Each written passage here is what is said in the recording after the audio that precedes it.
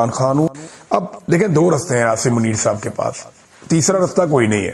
ایک رستہ یہ ہے کہ وہ عمران خان کو چھوڑ دیں اور پاکستان میں استحکام آنے دیں، کیونکہ عمران خان کو جیل میں رکھیں تو انہیں پھر ساری دنیا کی وہ باتیں بھی ماننی پڑیں گی جو پاکستانی پسند نہیں کرتے. مثال کے طور پہ جو امریکہ چاہ رہا ہے کہ عاصم منیر صاحب فوج بھیجیں غزہ میں اور حماس کو غیر مسلح کریں اور اسرائیل کی حفاظت کے لیے وہاں دستے موجود رہیں مسلمان ممالک کے، تو یہ امریکن خواہش ہے، یہ پوری نہیں کرنی پڑے گی اگر پاکستان کے اندر بہت دباؤ نہ ہو تو. لیکن پاکستان کے اندر بہت شدید دباؤ ہے. تو اب دو رستے ہیں ان کے پاس، یا تو وہ عمران خان کی بات مانے یا وہ ڈونلڈ ٹرمپ کی بات مانے.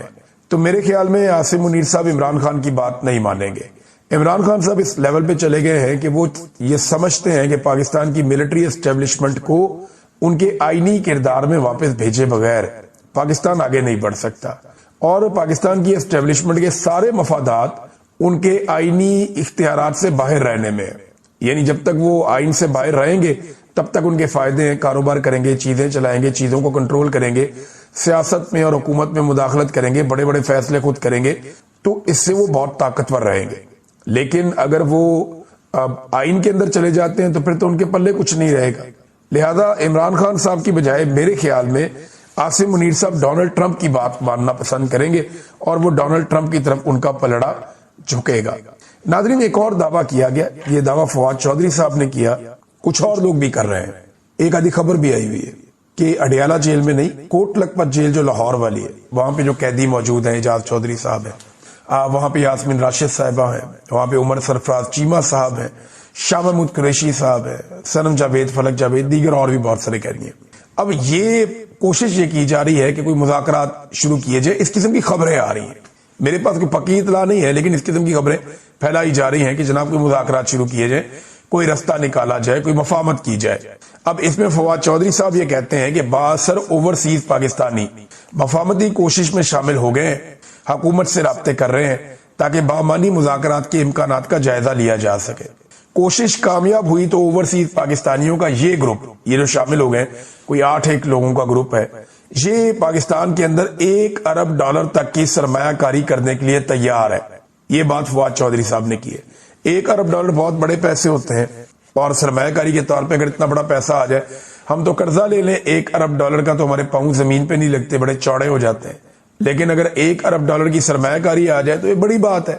اور دیکھیں جب سرمایہ کاری آتی ہے پھر اعتماد آتا ہے، پھر مقامی لوگ بھی سرمایہ نکالیں گے، اور اگر پاکستان میں سیاسی استحکام آ جائے تو بہت ساری سرمایہ کاری پاکستان میں آ سکتی ہے. بہرحال یہ خبریں ہیں، لیکن ان کی تصدیق نہیں کی جا سکتی. ہاں، ان خبروں کے خلاف کچھ اور چیزیں ہیں ہمارے پاس. مثال کے طور پہ اڈیالہ جیل کے باہر جو پرامن احتجاج ہوا، وہ اسی لیے ہوا کہ عمران خان صاحب کی بہنیں عمران خان صاحب سے ملنے کے لیے گئی تھی. وہ چاہ رہی تھی کہ ملاقات ہو جائے ان کے بھائی سے. ان کے پاس عدالتی احکامات بھی موجود تھے، لیکن ان کی ملاقات کروائی نہیں گئی. اب ان کی ملاقات نہیں کروائی گئی تو وہ وہاں پہ بیٹھ کے احتجاج کر رہی تھی. پاکستان تحریک انصاف کے کارکن سابق وزیر اعظم کے حق میں بیٹھ کے ان کے ساتھ احتجاج کر رہے تھے. اب یہ نہتے لوگ تھے، پرامن احتجاج کر رہے تھے، لیکن اس کے باوجود ان کے اوپر طاقت کا استعمال کیا گیا. کیمیکل ملا ہوا ٹھنڈا پانی ان کے اوپر پھینکا گیا. ایک سرد رات میں انہیں تکلیف دی گئی، خواتین گرتی ہیں پھر اٹھتی ہیں. پھر نوجوانوں کے ساتھ جو کیا گیا، علامہ راجہ ناصر عباس صاحب وہاں پہ موجود تھے، ان کی پگڑی بھی واٹر کینن کے استعمال سے وہ اڑ کے دور چلی گئی. تو کافی لوگوں نے وہاں پہ تکالیف برداشت کی. اب اس کے اوپر نا ایک طرف تو حکومت اور مختلف لوگ یہ دعوے کر رہے ہیں کہ شاید کوئی مفاہمتی معاملہ چل رہا ہے، خبریں ایسی پھیلائی جا رہی ہیں. دوسری طرف جو لوگ پرامن احتجاج کر رہے تھے، پہلے ان کو ٹارچر کیا گیا، پھر انہی کے اوپر مقدمہ درج کر دیا گیا. مقدمے کے اندر دہشت گردی کی دفعات شامل کر دی گئی ہیں. عمران خان صاحب کی بہن علیمہ خانم، نورین خانم، عظما خانم، تینوں کے اوپر FIR ہے دہشت گردی کی. پھر ان کے علاوہ جو ہے عالیہ حمزہ صاحبہ پہ FIR ہے، نعیم حیدر پنجوتا صاحب پہ FIR ہے، دیگر بہت سارے لوگ ہیں. سلمان اکرم راجہ صاحب پہ FIR ہے. لگ بھگ 400 بندہ شامل کیا اس FIR کے اندر. اتنے سارے لوگوں کو ایک FIR میں ڈال دیا، اور انہوں نے کیا کیا؟ وہ پرامن طریقے سے بیٹھے ہوئے. ایمنسٹی انٹرنیشنل نے اس کے اوپر ایک بڑی آواز اٹھائی ہے. ایمنسٹی انٹرنیشنل نے اس کے بارے میں جو سٹیٹمنٹ جاری کیا، وہ کہہ رہے ہیں the repeated use of high pressure water cannon by authorities against peaceful protesters outside Adiala jail in Rawalpindi is a flagrant violence of their right to peaceful assembly, Pakistan authorities must respect people's right to peaceful protest and end the disappropriate and punitive use of force. अब वो amnesty international भी इसकी मजम्मत कर रही है। वो ये कह रही है कि जी ये वायलेशन कर रहे हैं पीसफुल असेंबली के लॉ की, यानी पुरअमन एहतजाज का हक पूरी दुनिया में सबको है। ये तो अक़वाम मुत्तहिदा भी कहता है, पूरी दुनिया कहती है। तो बजाय इसके कि लोगों को उसकी इजाजत दी जाए, उनके ऊपर बार बार वाटर कैनन का इस्तेमाल किया जा रहा है और ये उनका हक वापस उन्हें दिया जाए और पाकिस्तान को लोगों के इस राइट की इज्जत करनी चाहिए। और ये जो कुछ भी अभी किया जा रहा है ताकत का इस्तेमाल गलत तरीके से, इसको पाकिस्तानी हुकूमत को खत्म करना चाहिए। ये बात की है एमनेस्टी इंटरनेशनल ने, इसके ऊपर उन्होंने एक स्टेटमेंट जारी किया है। नाज़रीन, एक और खबर मैं आपके सामने रखता हूं कि देखें ना, बात हो रही है कि जनाब चीजें बेहतरी की तरफ जा रही है, तो चीजें बेहतरी की तरफ कहां जा रही है, जरा ये देखें आप। खैबर पख्तूनख्वा में इस वक्त 92 लोग हैं पाकिस्तान तहरीक इंसाफ के। ये पाकिस्तान तहरीक इंसाफ के टिकट के ऊपर तो इलेक्शन नहीं लड़े ना, सिर्फ हमायत के ऊपर इलेक्शन लड़े। कोई निशान कुछ था, कोई निशान कुछ था, तो इनको आजाद ही छोड़ा हुआ है इलेक्शन कमीशन ऑफ पाकिस्तान ने, और सुप्रीम कोर्ट ऑफ पाकिस्तान ने भी फैसला करके इन्हें आजाद छोड़ा हुआ है। तो ये 92 लोग हैं, ये लोग टूटे नहीं। जो एक बहुत बड़ी इमारत खड़ी की गई थी कि इमरान खान के खिलाफ सारी पॉलिटिकल पार्टीज का जो एक अदम एतमाद की तहरीक का मामला था वो ऑर्गेनिक था, या वो कुदरती तौर पे जैसे सियासी जमातें इकट्ठी होती हैं, उन्होंने इकट्ठे होकर इमरान खान के खिलाफ तहरीक अदम एतमाद पेश की और उसके नतीजे में इमरान खान साहब जो है उनकी हुकूमत चली गई। ये एक तासुर दिया जाता था, ये बात बार बार की जाती थी, बल्कि उस दौर की जो एस्टेब्लिशमेंट है वो बार बार ये कहती थी कि एक्चुअली इमरान खान को हमेशा बचाने में हमारा किरदार है, इमरान खान की हुकूमत गिराने में हमारा कभी कोई किरदार नहीं था और हम कभी चाहते भी नहीं थे। ये तो सारी पॉलिटिकल पार्टीज ने मिलकर एक मूव किया, उसके नतीजे में वो ये कहते थे कि इमरान खान की हुकूमत चली गई। अब आप ये देखें कि इमरान खान इसके बरक्स एक बयानिया बनाते थे। वो ये कहते थे कि उनकी हुकूमत को साजिश के तहत गिराया गया है और इस साजिश के अंदर वो अमेरिका को भी इल्जाम देते थे कि अमेरिका को क्योंकि इमरान खान साहब पसंद नहीं थे सर्टन रीजंस की वजह से। उसकी गहराई में फिर कभी किसी वीलॉग में जाएंगे, बताएंगे अमेरिका को इमरान खान नापसंद क्यों थे, इसके ऊपर एक अलग वीलॉग करेंगे। लेकिन इमरान खान ये कहते हैं कुछ वजूहात की बिना पे अमेरिका मुझे पसंद नहीं करता था और पाकिस्तान के अंदर भी उस वक्त की एस्टेब्लिशमेंट मुझे पसंद नहीं करती थी, तो एक इख्तलाफी सूरत-ए-हाल पैदा हो गई और इन दोनों धड़ों ने मिलकर एक साजिश करके मुझे हुकूमत से बेदखल कर दिया और मेरी हुकूमत गिराई गई है। मेरी हुकूमत जो है वो अज खुद ऑर्गेनिक तरीके से, या जो एक कुदरती तरीका होता है या नेचुरल वे में मेरी हुकूमत नहीं गिरी। ऐसा नहीं हुआ कि ये एक जमहूरी प्रोसेस था जिसमें हुकूमत इमरान खान की चली गई, बल्कि इमरान खान के बकौल ये जमहूरियत जो है वो सिर्फ दिखाने के लिए एक डेमोक्रेटिक प्रोसेस या एक पार्लिमानी तरीकाकार इख्तियार किया गया, लेकिन इसके पीछे वो ये कहते थे एक साजिश है। इससे हमेशा डिनाई किया गया साजिश नहीं है। PMLN ये कहती रही कि हमने खुद किया है। बिलावल ने ये कहा कि मैंने निकाला है इमरान खान को, हमने निकाला है, मैं लेता हूं ये इल्जाम। कहते हैं ना किसने साजिश की थी, तो बिलावल ने कहा मैंने साजिश की थी। तो अपने ऊपर इल्जामात ले रही थी सियासी जमातें, वो कह रही थी जी हमने किया है ये और इसके अंदर कोई साजिश, किसी किस्म की मुदाखलत नहीं है। तो आज उस दौर में जो पाकिस्तान डेमोक्रेटिक मूवमेंट के सरबराह थे मौलाना फजलुर रहमान साहब, वो अब फट पड़े हैं और उन्होंने स्टेटमेंट दिया है। फजलुर रहमान साहब ने जो बयान दिया ये तस्दीक कर रहे हैं उन सारी बातों की जो इमरान खान साहब ने की थी। अब कुछ बड़े बड़े सवालात पैदा हो जाएंगे, इस बयान का एनालिसिस करते हैं, लेकिन पहले आप ये देखें फजलुर रहमान साहब क्या कह रहे हैं।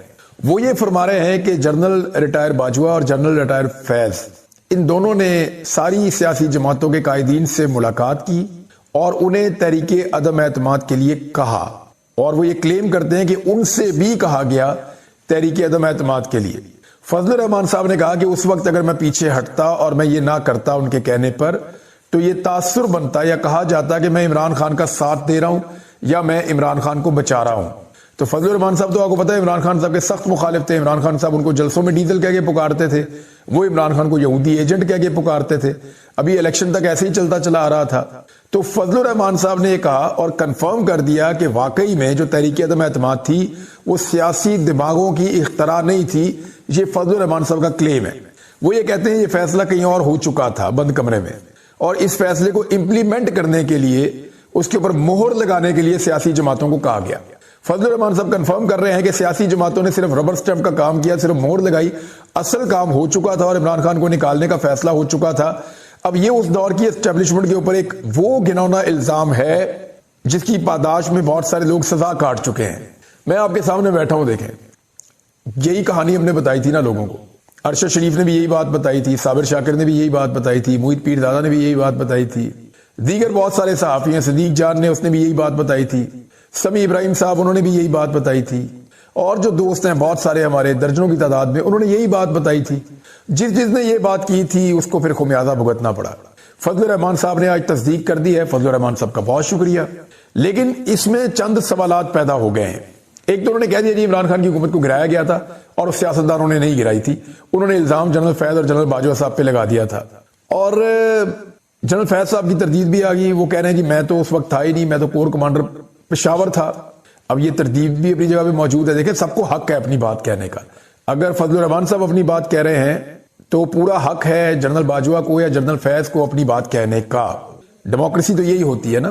اب جو دوسرے تیسرے لوگ ہیں وہ بھی اپنی بات کر سکتے ہیں، یعنی شہباز شریف کو بھی حق ہے، بلاول کو بھی حق ہے کہ وہ اپنی بات رکھیں سامنے کہ کیا اس وقت طے پایا تھا، کیا ہوا تھا۔ جو جہاں تک مجھے سمجھ آ رہی ہے نا، آنے والے وقت میں بلاول بھی پھٹیں گے ایک دن اور وہ بھی بہت ساری چیزیں بولیں گے، جس کو تکلیف ہوگی نا وہ بولنا شروع ہو جائے گا۔ آج فضل الرحمان صاحب کیوں بول رہے ہیں یہ سب سے بڑا سوال ہے۔ فرض کریں فضل الرحمان صاحب کو 15 سیٹیں مل جاتی ہیں، 10 سے 15 سیٹیں جن کی وہ توقع کر رہے تھے فضل الرحمان صاحب کہ ان کو ملیں گی قومی اسمبلی کی، وہ ان کو نہیں ملی، فگر ابھی بھی ان کا 4 کے قریب گھوم رہا ہے، تو ایک تو ان کو مایوسی ہوئی۔ فرض کریں اگر فضل الرحمان صاحب کے لیے بھی دھاندلی اسی پیمانے پر ہوتی جس طرح نواز شریف کے لیے دھاندلی ہوئی ہے، تو کیا فضل الرحمان صاحب یہ سارا پول کھول رہے ہوتے یا یہ ساری بات کر رہے ہوتے؟ تو اس کا صاف جواب ہے کہ نہیں۔